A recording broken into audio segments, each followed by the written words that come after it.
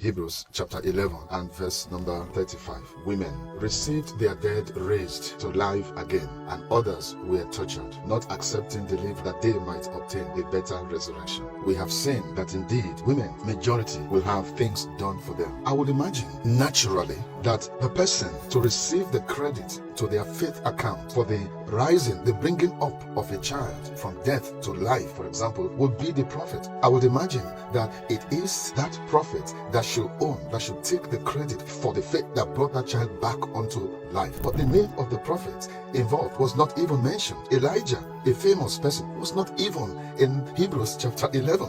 Instead, the miracle, the faith that birthed that miracle through a strong belief and the manifestation was brought about and credited to the faith of this woman. Now let's take a look at the verses that the scriptures were actually referring to when it lumped these women together as one.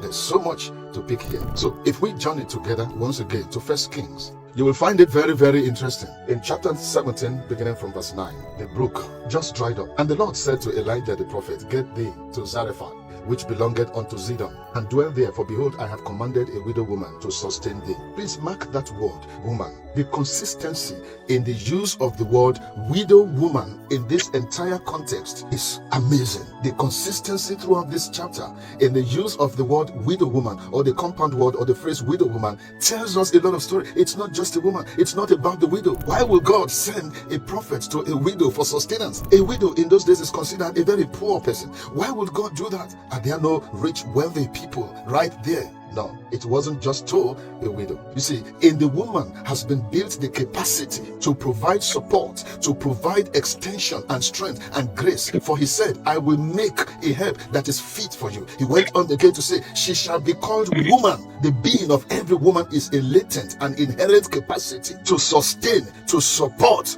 Now, the beginning of a great thing, a great reason why the Lord allotted that credit to this woman. You know the rest of the story, how she went on and she sacrificed her last meal. There were things that happened before that miracle later happened, because when the child of that woman died, it was obvious that something was coming. For somebody to take her last meal, to take such a great risk, knowing that she was going to die, she despised the death. The power that caused and made Elijah and positioned Elijah strategically to perform that miracle wasn't Elijah's. May God grant us wisdom as we go forth today, knowing that the Lord can put to use any vessel, anything that we come across. They are instruments in the hands of the Lord. But never forget that when God says something, he means it. And may God grant you favor and blessing today by reason of his word. In Jesus' name, God bless you.